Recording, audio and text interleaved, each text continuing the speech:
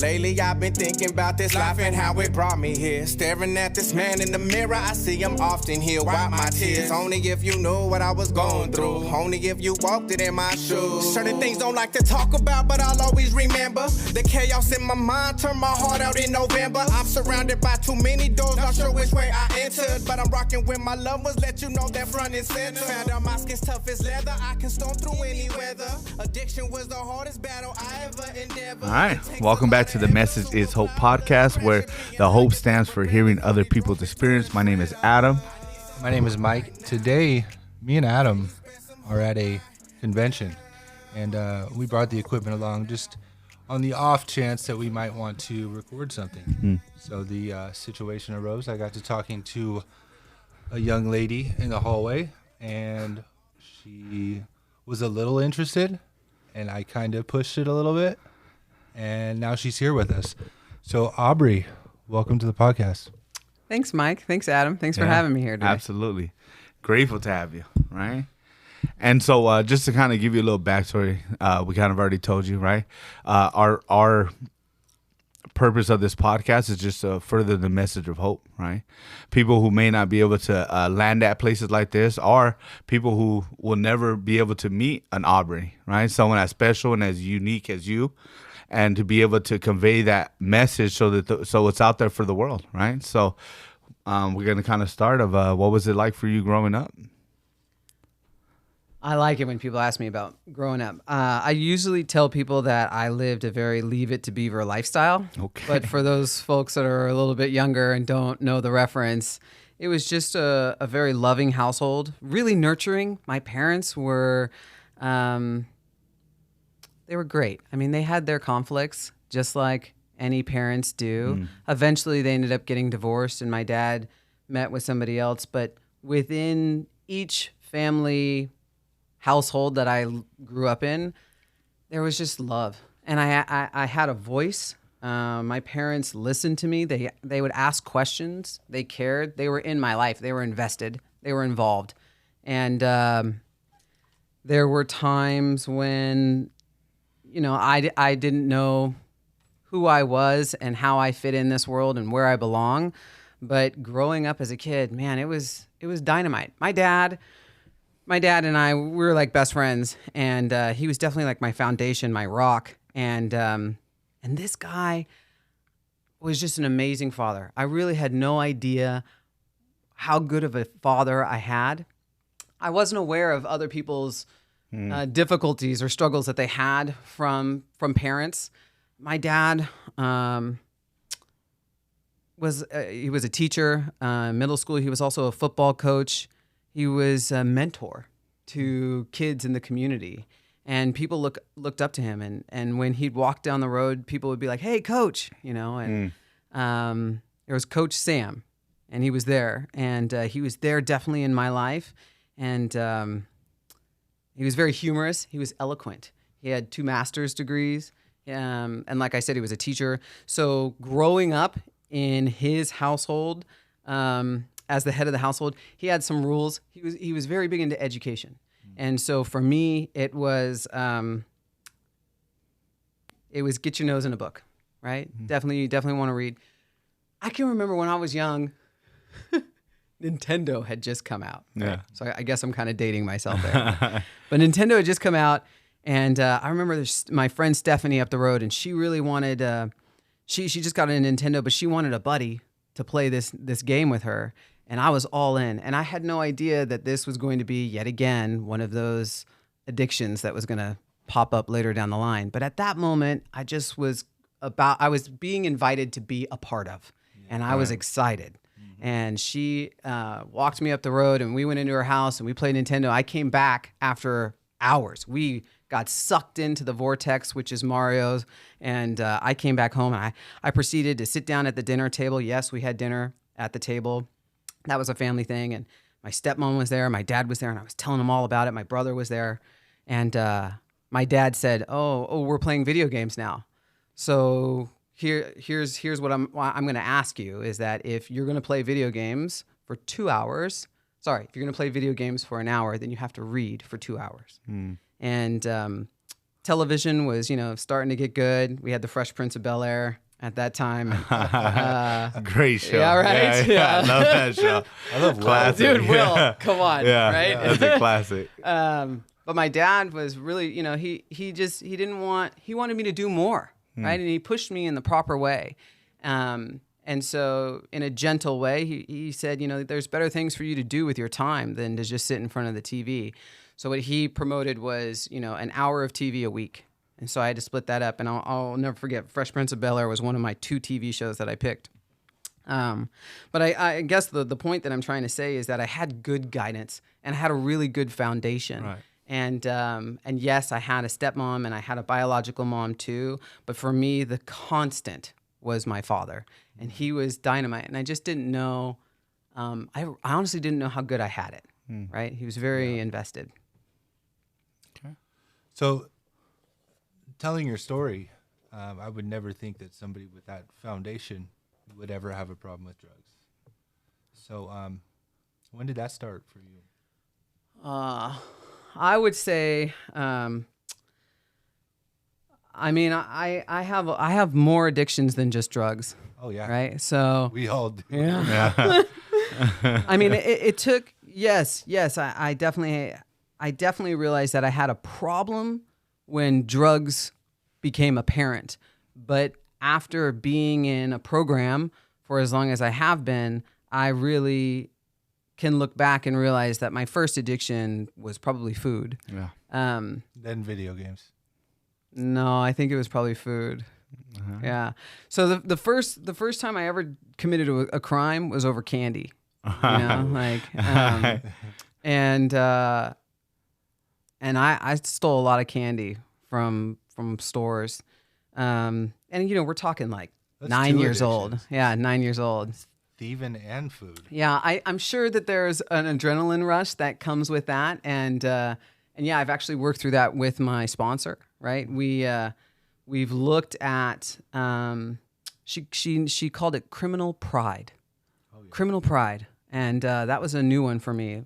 And I really get a lot from working at my sponsor, but yeah, when I was young, I felt like I was successful at something as a kid when I could successfully lift a Laffy Taffy from the store or have my pockets stuffed with Reese's Pieces or whatever it might be, right?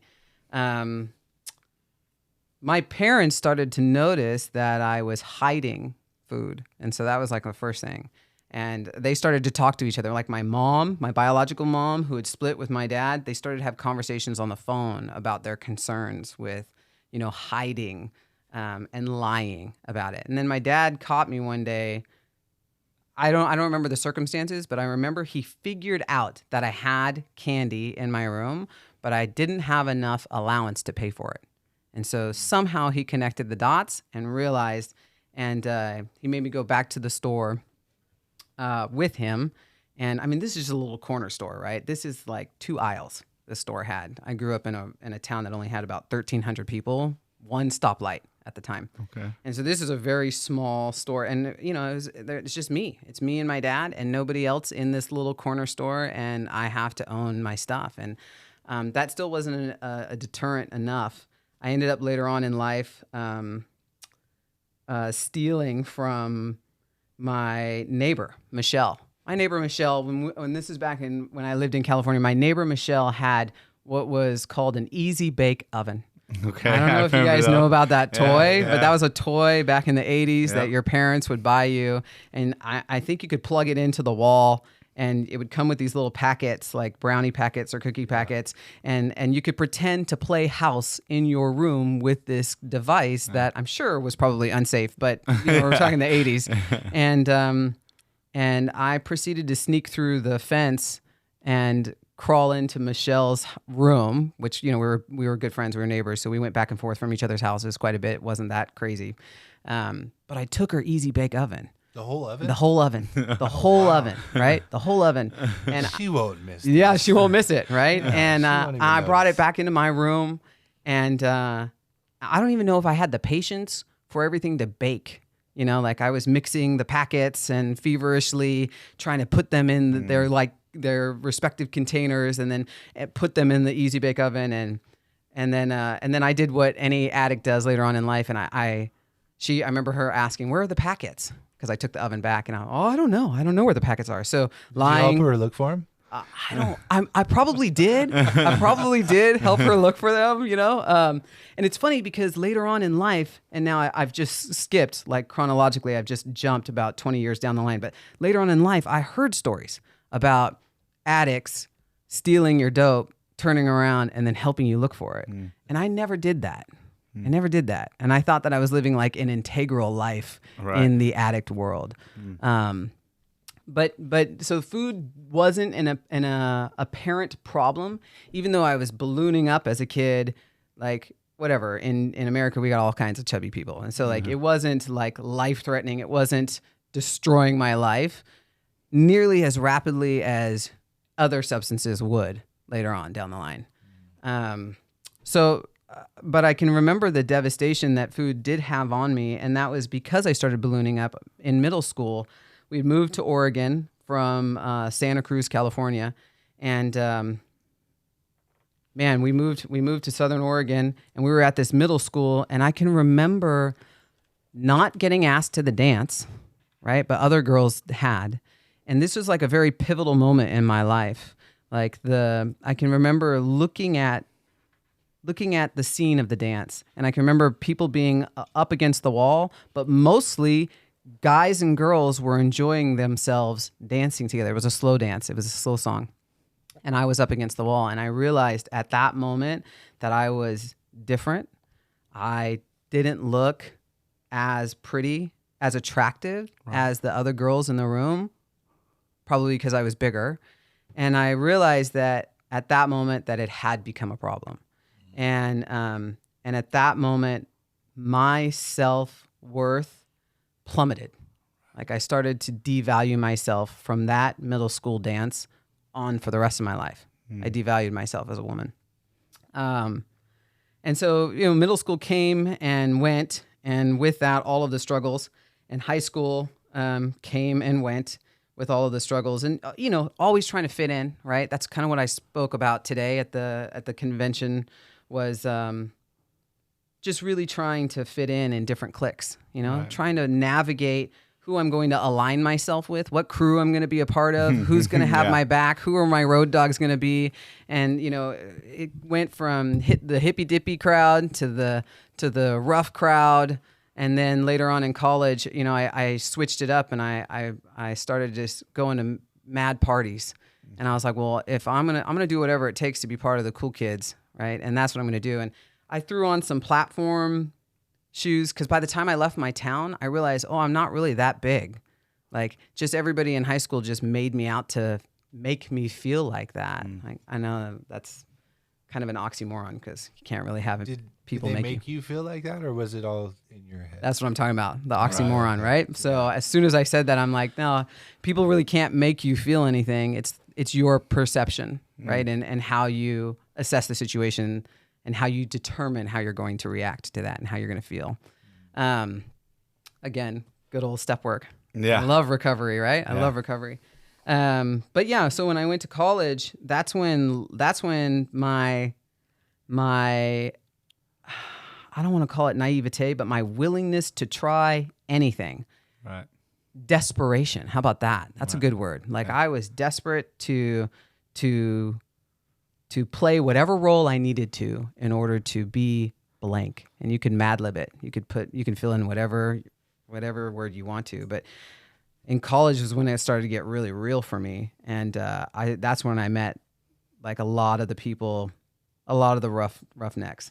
Like I started to become introduced to a world of people that I had never seen before. It wasn't just the college kids. It was after hours, late night, downtown Portland, Oregon, where things are raw, right? Yeah. And I made a choice. I made several choices in college, but there was one specific choice with one specific substance, and that set my life back tremendously. I ended up making decisions that I ended up making choices where I'd convinced myself that I wasn't gonna I wasn't going to be sucked in. I wasn't going to be an addict. I was just putting myself in these places to be with addicts, but not actually be an addict. So I'd be in a room, I'd actually be in the trap house filled with people, but then really trying to differentiate myself from them. I'm not like them. Were you using? Oh, absolutely. Okay. Absolutely. Okay. Yeah. Oh, yeah. Absolutely. Yeah. And I was the kind of user where I wanted to get into the books, right? So I think growing up in that world, with education, I would spend like other people would spend hours gacked out in front of the mirror. Yeah. Right? That was me. Yeah. That was After a while, that's not how it started, but that's definitely how it ended. Yeah. Yeah. For sure. No, I think I definitely traveled in some bathrooms a couple of times and asked people like, what's going on in here that you're sitting here for hours, right? Like what's the party all about? What am I missing? Right. But I never ended up doing that activity, which I'm really glad. I'm really glad I didn't ever do any of that. But I did experience like the FOMO, the fear of missing out, right? And so that was what I was all about. What are you doing over here in this corner with your project?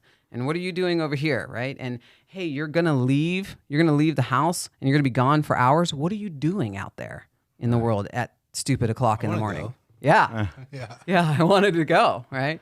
And at that time I was still well off, like I hadn't completely fallen through the rabbit hole yet. So I had the vehicle.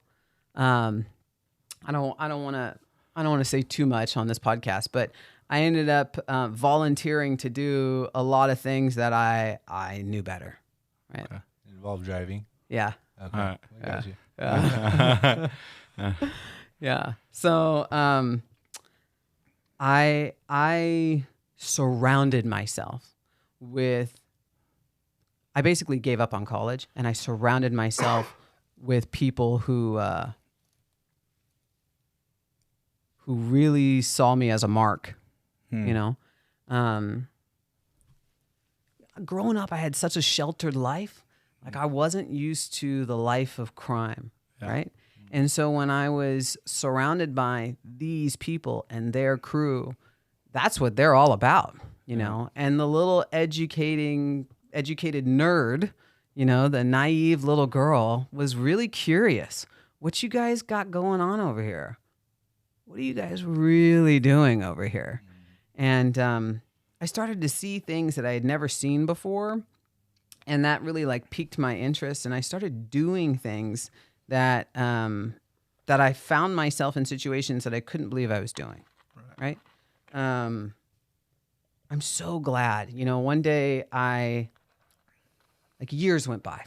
So just fast forward years. And Years of using. yeah, Quit school. I actually failed. I actually failed college. Not a lot of people know that. Maybe you could edit that out. But I messed up in school, and it took me a while to recover from that. But I ended up choosing drugs over literally the last homework assignment of college. Yeah. My thesis was already written.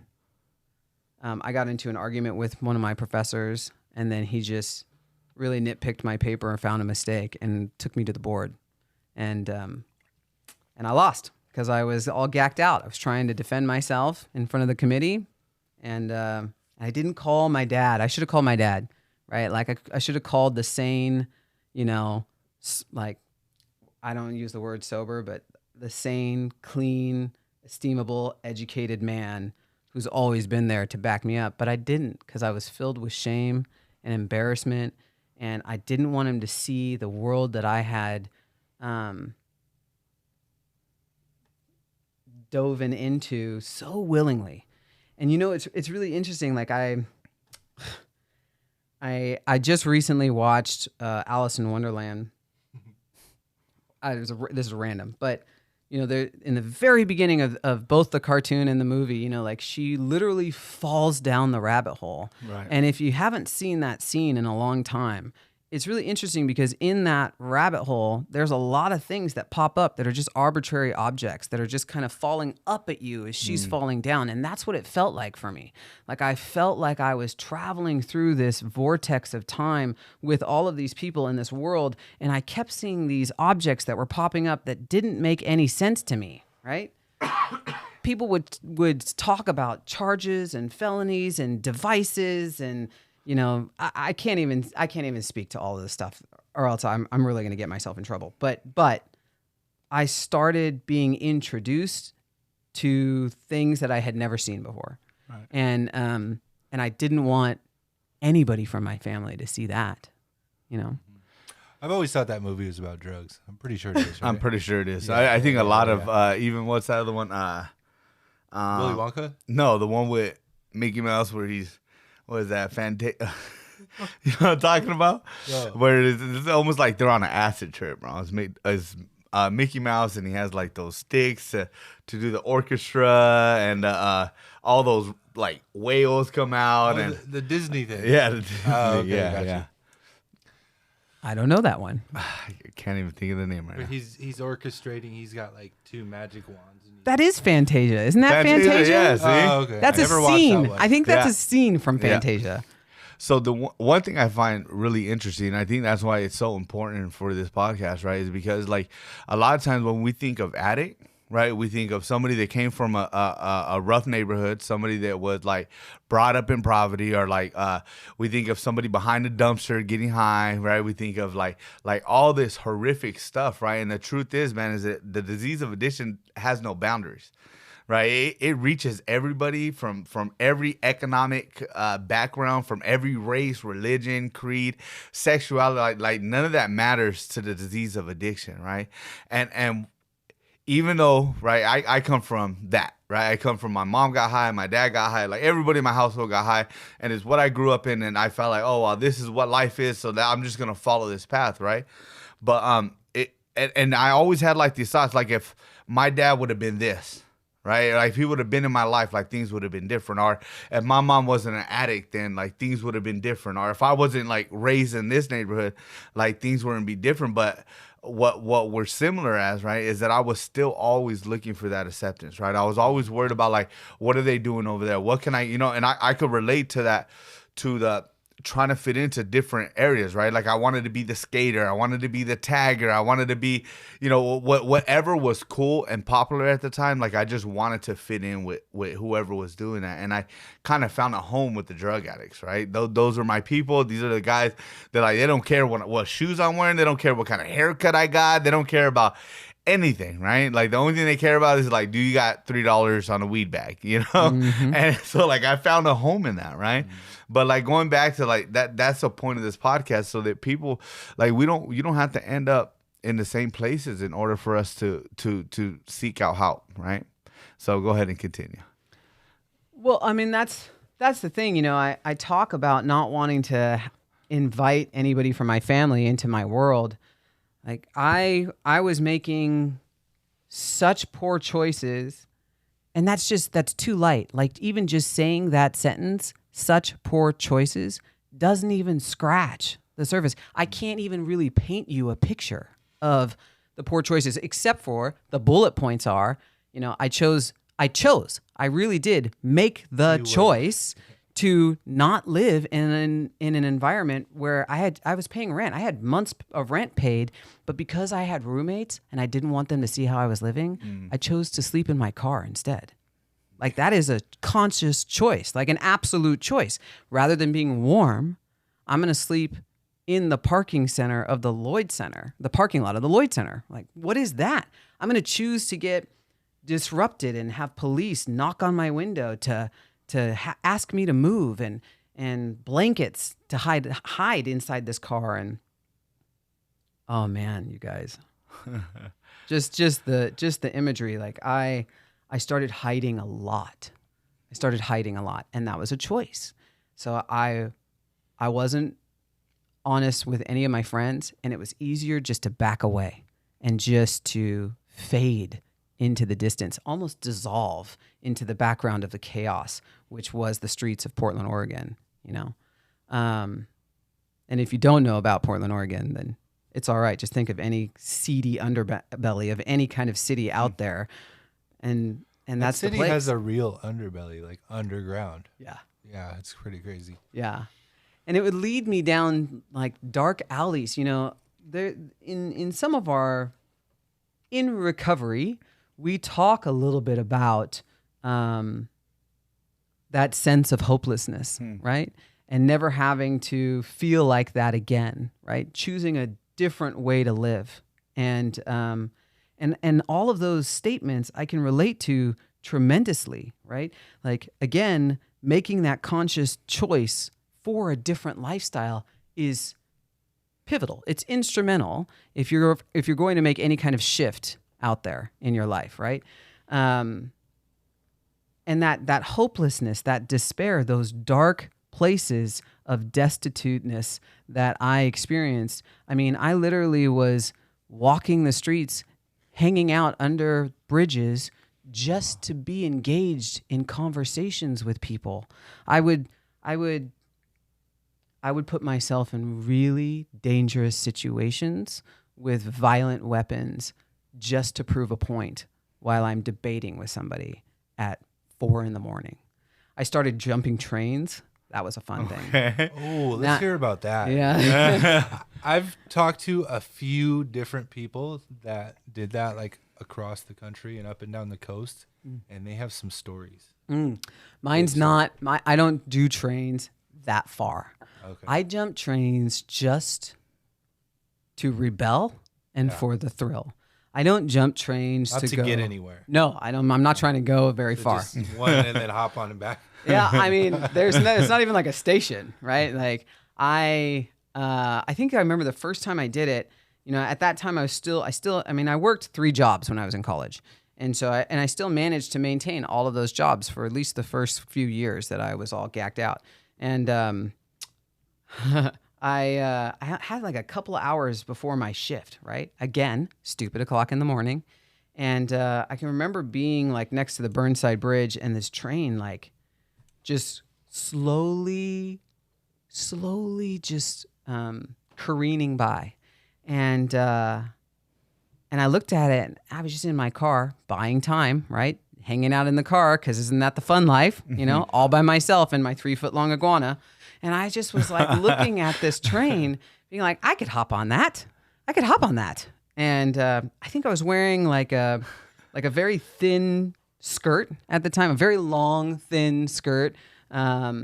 And I had a very thin shirt. I went through like a I'm so sexy phase, and so I think that this was part of that. And The iguana too is a part of that too. Katana was rad, but no, Katana, that wasn't. Iguanas are pretty sexy, Dude. Hey, yeah. We had our moments in that car. Yeah, but anyways, and I left her. Like I left my pet in the car, and they're cold-blooded, right? So she needs warmth or else, right? And but I did it. I like impulsively hopped on this train. I ran. I don't know, for those people who don't hang out around trains, and now I'm getting really excited to talk about this. The rocks are different around trains, and no, they're all different. So it depends on where you are and what location, what city, what their budget is, right, for the types of rocks that are going to be there. But I'll tell you one thing: they all have the same common aspect, and that's that they're sharp. So I don't know what it is, but you're not going to have smooth stones, like at a spa. You're not going to have those kinds of rocks. Because they need to stay put. Yeah, Smooth probably. they would just Very good observation. Yeah. But I remember running on these rocks, and I hopped on the train, and I swear to God, it was like one of those moments, like again, referencing a movie, Titanic, where he's like out at the end of the ship, and the arms are spread, and I'm the king of the world, and that's how I felt. And I can remember smoking a cigarette, Newport 100s, yes. And I remember smoking the cigarette. So it takes a minute. The Newports, the 100s, take a minute. And I noticed that the streets started speeding by really fast. So the train was speeding up as it was leaving town, and I had to make a decision. Like, cars way back there, I don't know how many blocks back, but I had to decide how I was going to leap off this train. And I did it, and I didn't break anything, but I was scratched up. I had some road rash all down the side. My skirt tore. My shirt was hanging off. I think my bra was on, luckily. And then I had to walk back, I think, 10, 20 blocks. I don't know how long it was, back to my car, and then into work later on. So that was rough. Luckily, I had uniforms at work, but that just making really reckless choices. They say with grief, that there's like 5 stages of grief, right? But I think with using, recklessness is definitely a stage for me. Making these conscious decisions to do reckless acts was a big part of my story, and obviously to a huge detriment to any type of success that I ought to have had. And I play the comparison game, right? So We all do that. yeah, right? I did that today, actually. Did you? Yeah. Tell me about it.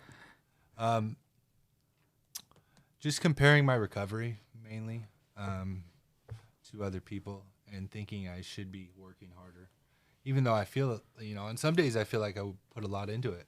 Other days I feel like, how could I could have made a mistake like this? Because I do work so hard at it. And yeah, I think everybody does it. Yeah. But really, the person I compare myself to doesn't have it all together. I just think they do. So Yeah, and it's funny because me and Mike, we work together on stuff like this, and Mike works a solid program. You know what I mean? He is doing everything he can, but it kind of goes back to what you're talking about at the beginning. We are our worst critics, right? And we view ourselves worse than anybody around us, right? Because, I'm heavy, right? And I think that like I'll go and share, and I'm like, who's gonna listen to this fat obese turd? You know what I mean? Like that's where my head goes, right?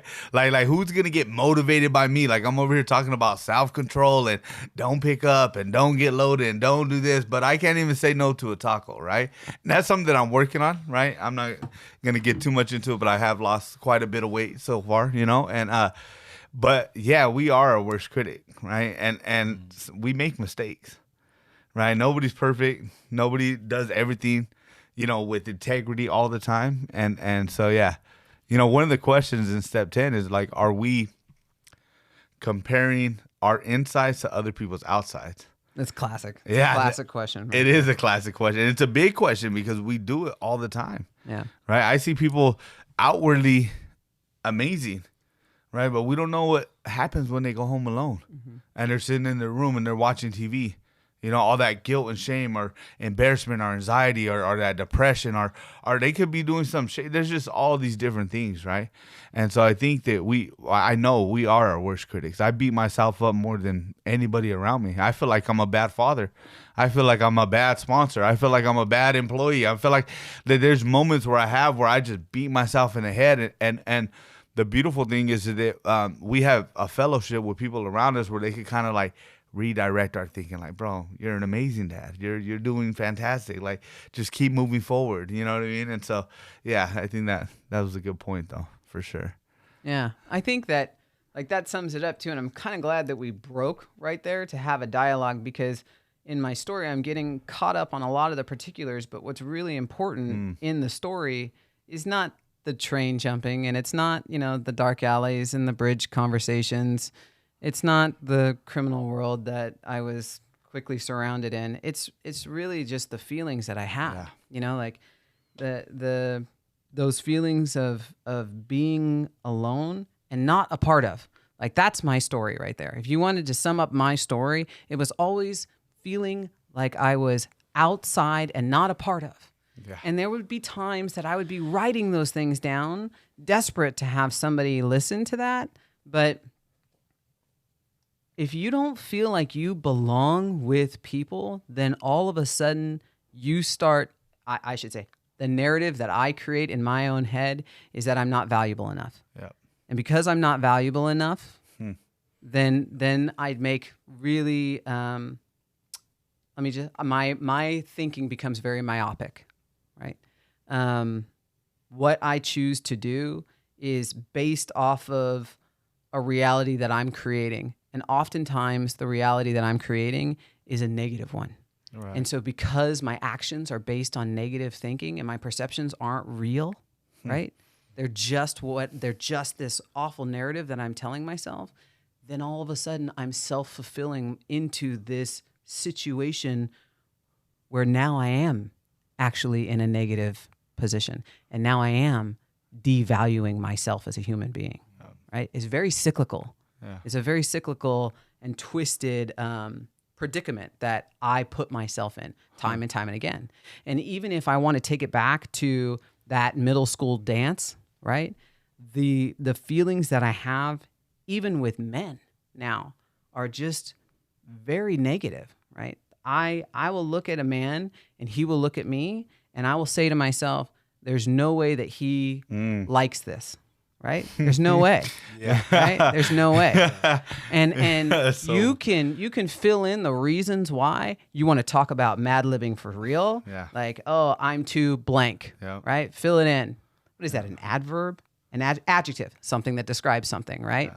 I'm too loud. I'm too dominant, right? I'm too direct. I'm too chunky, whatever it might be. But now I'm fulfilling this negative talk, and all of a sudden I'm acting differently. And guess what? The man never gets to see who I really am. And Right. guess what? He doesn't like this mask, this facade, because I'm all armored up. I've got all of this armor that I wear every single day to try to protect myself. And because I can't shed it and be who I really want to be, truly, my authentic self on a day-to-day basis, then I have self-fulfilled this concept that I am not good enough because of blank, right? Yeah. So one thing that I like, and it's in the it's one of our IPs, is about sponsorship, and it says in there, how are we? I'm gonna chop this up, but how are we to spot self-deception alone, or something like that? Yep. And it takes being able to work with another person in recovery, a sponsor, to and you have to trust this person to share these things with, so they can point them out for you. Because oftentimes when I'm right in the middle of something, I don't see half of what's going on, or I have this distorted image of myself or idea of myself that often comes from like toxic relationships and things that people have said to me, and I hold on to them and I believe them. And when I share them with another recovering addict, and they can tell me like, what are you thinking? Like, that's not you. You work a good program, or you are worth it, and then you do that enough, and then you start to believe it yourself. So what was the end of the road like for you? I have 3 rock bottoms in my life. Yeah, I was a substituter, so I would substitute one drug from the rest, one drug from the next. And I really liked uppers because of my food addiction, right? Like when I started down that road, that path, I started getting noticed more by men. And so in my mind, for some reason, I think it's only because I had like maybe 4 relationships in my life. Yeah. Like that was what I really craved. I really wanted that. Like that to me was like winning the lottery. So, so better speed than food in my mind, right? And It's healthier, yeah, right. And I will say, like I used to have long dreads down like past my butt, and I had those for like 22 years. And I had police officers. True story. I had a police officer roll off to the side, stop me, and ask me for my autograph because he thought that I was Lisa Bonet off of the Cosby Show, Denise Huxtable. And so for a moment, I actually did look good, and for a moment, I was turning heads. But that led quickly into almost the escort world. So I was one night away. I was actually on my way to my first John, and I don't know how, but my dad had driven up 4 hours south and was combing the streets for me and found me. And I was walking, and he pulled up and got me in the car, and was like, "What are you doing with your life?" It was a very movie-esque, absolute God shot. That was a God moment right there. Okay, so I didn't listen to my dad, and I ended up, for time's sake, I ended up in a basement. I got into a car accident, and I snuck into a friend's basement, and I was living down there with no electricity and no plumbing for days. And me and my iguana, and it was cold, and we were hiding, and we were living a very animalistic life. And I know that was absolutely my first rock bottom. My other rock bottom was, I don't even need to get into my second one, but my last rock bottom was pretty recent, a couple years ago, and I had met somebody, and I was really excited. We were gonna go and have a fantastic weekend, and I was so loaded. I ended up driving 2 hours in the wrong direction, and come on, it was a mistake. It was always his fault. No, I'm kidding. But I just spent over $1,000, and I didn't even end up going on the vacation I needed to go on. And I was like, this isn't working. Like, I'm not managing this at all. Like, I am not doing life. I am hiding from it, and I'm failing at it. And my dad had died. And so, like that, it's all like a 9-month window. Now, my destruction was probably like 18 months, but in those 9 months, life got so bad and it was so blurry, and I can't even remember the days. But I will tell you that in the end, I had a block of cheese in the refrigerator because that's all I could stomach. I became a professional alchemist. For those who don't know, that's somebody who mixes potions and chemicals. And I thought I was successful at it, but I really wasn't. And Sounds like witchcraft. Yeah. A little bit. Yeah. I'm just saying. I don't think it was, but it sounds like it. Yeah, it was pretty bad. I had been in a relationship for about 7 years, and we were ring shopping, and we were talking about getting married, and it got so dark when my dad died. Again, that stage of recklessness. Like, I swam out in the ocean in Santa Cruz, and just like Shark Central there, and then driving on the roads when I shouldn't have been, and my rock bottom was a tow truck. So I had gone on this trip that I didn't end up going, and then I was so afraid to drive home and get busted that because I didn't want a DUI, right? And I ended up calling a tow truck driver to drive me home because I had great insurance and whatever. And he lowered that car in my driveway, and I just realized, man, I had spent 14 hours trying to just drive. I should have just driven 3 hours south, but I ended up on this 14-hour trip and went nowhere and spent like $1,100. And I said, no, this isn't right. Like, I was really disappointed in myself at that moment in time.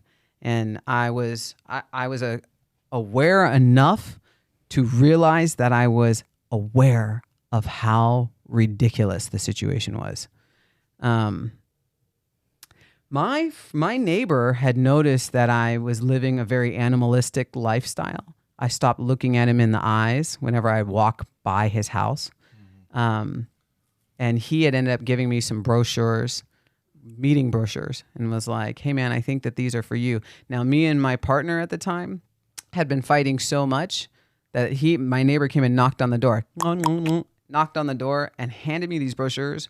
But I turned to my partner and I said, we'll just call him Johnny. And I said, hey Johnny, these brochures are for you, man. I don't have a problem. Yeah, I don't have a problem, right? Yeah. I don't have a problem. And those brochures sat on the shelf for about 3 months. And when that tow truck when my car hit the pavement, I walked in and I was like, okay, what's up with these brochures?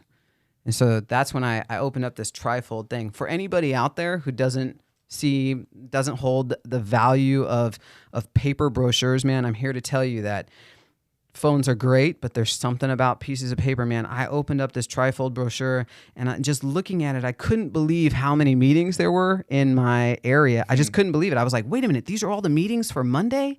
And I ended up going to a meeting, and it was the nooner. And if anybody knows about noon meetings, like that's where things are really raw. That's when people are like coming in off the street for the coffee, and the donuts. All they want is just to be warm, man. Nobody on a noon, like, I don't want to say nobody, but most people on the nooner don't have a normal job, right? Because it's a noon meeting, and I was there, and I had no idea what this fellowship was all about, and after that, I decided like I can't do this. I tried to detox myself, and at that point, it was alcohol, right? So a lot of people at my work, I tell them that's my problem, Yeah.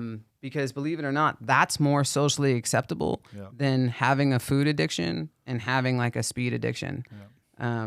Those three things are like my demise. And so I just tell everybody, like, if they ask, like, this is what I'm all about. I don't partake in substances, and that's all they need to know, right? I think it's important to protect my anonymity, but sometimes it's difficult to do that.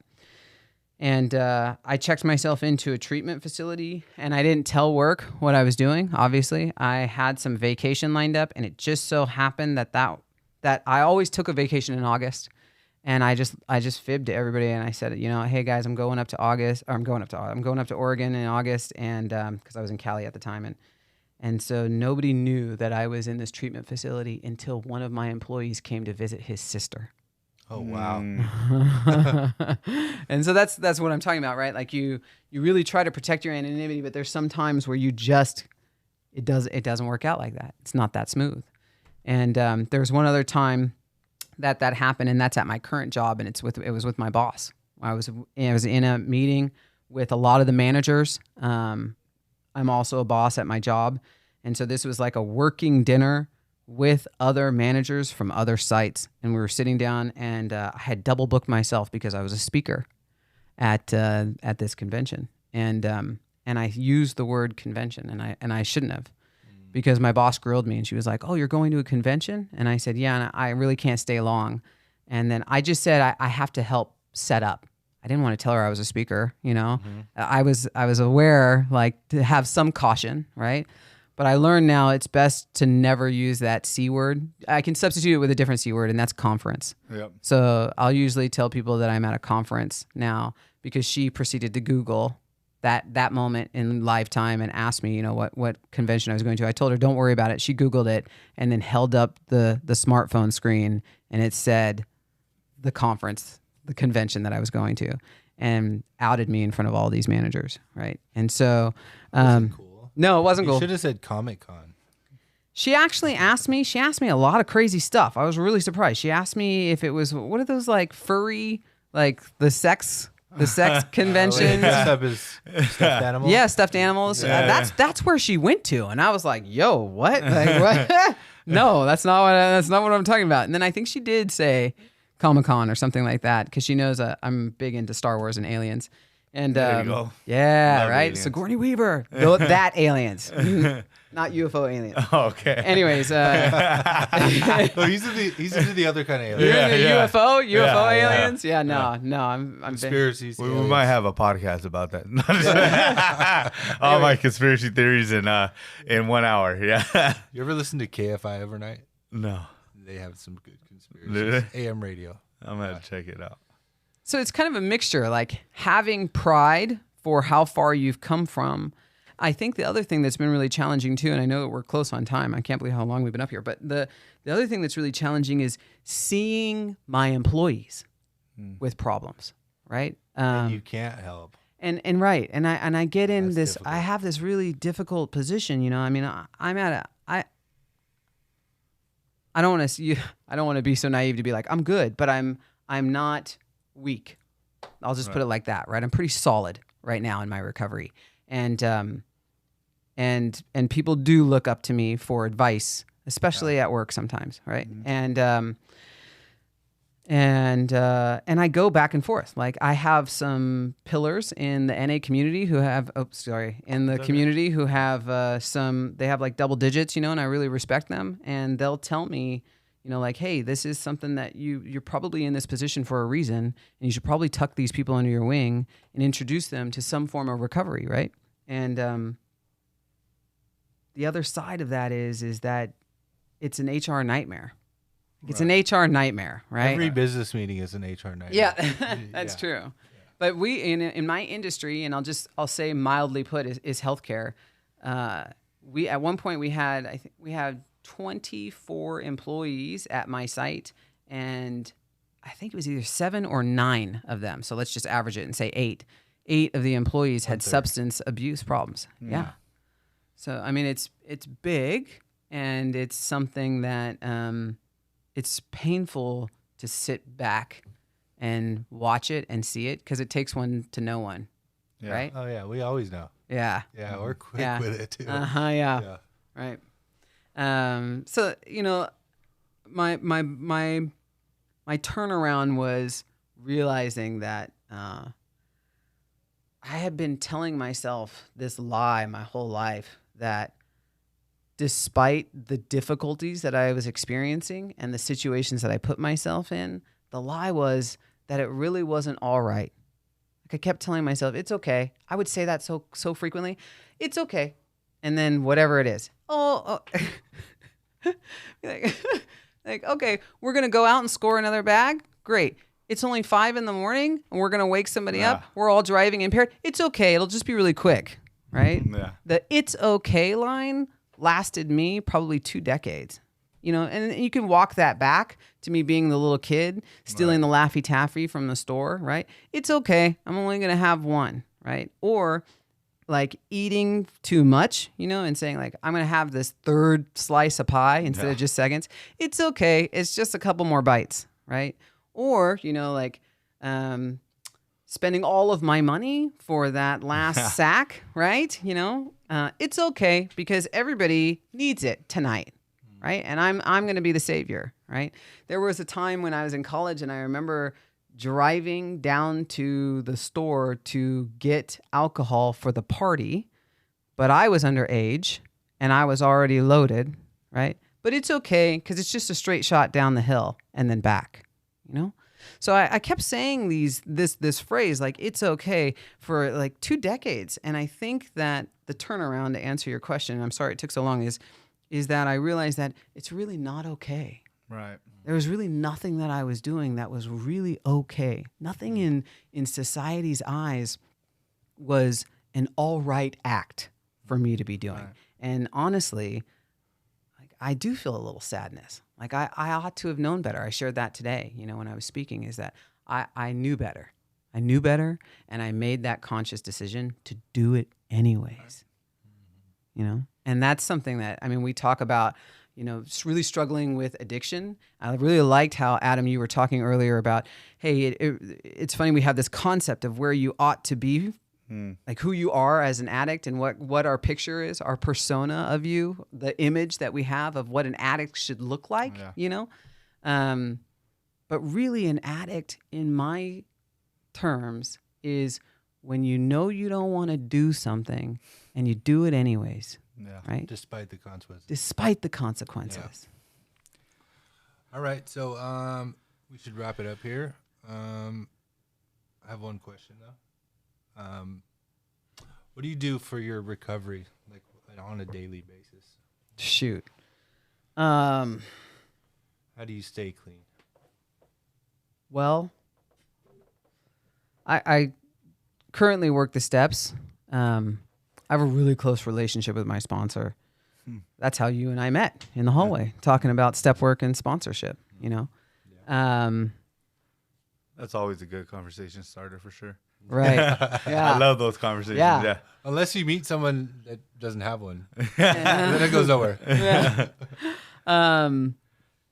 I think the other thing, I mean, it's too easy to say service, but it's really doing the things that I want to do in the recovery scene. Example, I have a service commitment right now, and I can't stand it. And Right. I'm the key holder for this church, right? I'm the one that started this meeting, and now I'm over it. I'm over this meeting. But it's my obligation to be there to open the doors for people.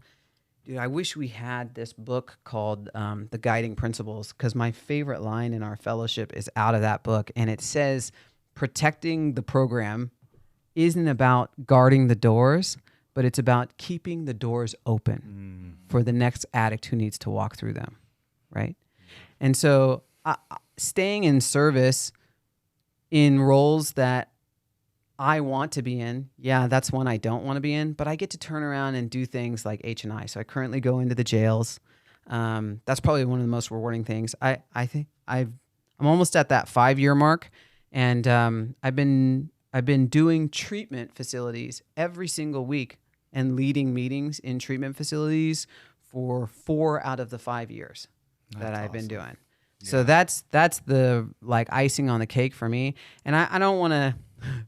I'm going to say I don't want to, but I'm going to say this, is that being in that part of the program, hospitals and institutions, I've heard the old timers say that statistically, people stick around longer if they're involved in that subcommittee. And so I'm not here to just play around with the idea of having a clean lifestyle. Like, I take it pretty seriously. Yeah. And I don't want to falter when things get really bad. I don't want to just say like, it's okay.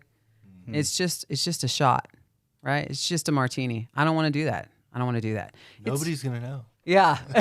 Yeah. But yeah, so like I have big things that I have to do. Like, also I have rules now, right? So, so staying away from crime is a big one for me. No sugar. That's also a big one for me. 'Cause geez Louise. And then also like the tape that I have, as far as the tools that I have on my tool belt, is huge. Like, I can play a pretty detailed tape of the line of events that will happen if I do blank. And it usually starts off with a shot. So if I do that, like, it's pretty bad. Plus, I also have contingency plans. So I think that's the last thing that I'll probably say to answer that, is that, like, not only do I have to maintain a foundation, but I have an extra set of pillars underneath that foundation holding it up. And that's if this happens, if that happens, if this other stuff happens, or if that happens, I'll do blank, blank, blank, and blank. And like, example, if my cat dies, which she's 20 years old, she's like my rock, right? So after my dad and then my mom, you know, like, there's my cat, right? So I should say my mom's. But I've already worked out with my sponsor what I'm going to do, and that's not be alone, right? And I've already lined up with my friends who already know that they can't allow, you know, substances. Hey, this is what we're going to do. And I already have another cat picked out. Like, there you go. Yeah, like, I have plans. I have action plans. Yeah. And so taking action and maintaining that throughout the program is huge. You cannot just sit back and like look at other people do things and think, wow, what a great program. That's some bull. Yeah. And you're not being honest with yourself. So you have to continually take action and do something. And I think for me, because you know, I just recently lost my mom, January 3rd. Man, I'm sorry. January 3rd. Very hard moment, right? And I think everything I've done for my recovery and the way I've moved and behaved has prepared me for that, right? Because we don't just go to meetings and call our sponsor and work steps when our ass is falling off. You know, for me, it's like, no matter how good or how bad I feel, and like, my message lately has been like, I don't care how good you feel right now, right? I don't care how wow your life is going. I don't care like what you think you got going on. Like, your ass is gonna fall off. You're gonna get into some pain. Like, some things are not going to go your way, and you got to be mentally, emotionally, and more importantly, spiritually prepared for when that happens, right? And the way that I behaved when my mom passed was completely different than I've ever moved, right? Because usually I want to shut down. I want to ignore everybody, leave me alone, stay away from me. And this time I was like inviting everybody into my life. You know, my sponsees, my sponsor, my support group. Like, I was like, this is like, man, like, even, man, you know, from from the moment they told me that I was doing, they were doing CPR on my mom, and I was at work and I was like broken. You know, I got to a point where I like fell to the ground and I couldn't breathe and I felt like I was gonna pass out. Like, but the moment that I found that they're doing CPR on my mom to my car, I had already called 3 to 4 addicts. You know what I'm saying? I'm driving down this mountain and they tell me that my mom didn't make it. And I'm on the phone again. This is where I'm at. This is where I'm at. You know what I mean? And like allowing people to love me, but I truly believe that it's all the work that I've done, because I don't, and I think all three of us, because I don't take this disease lightly.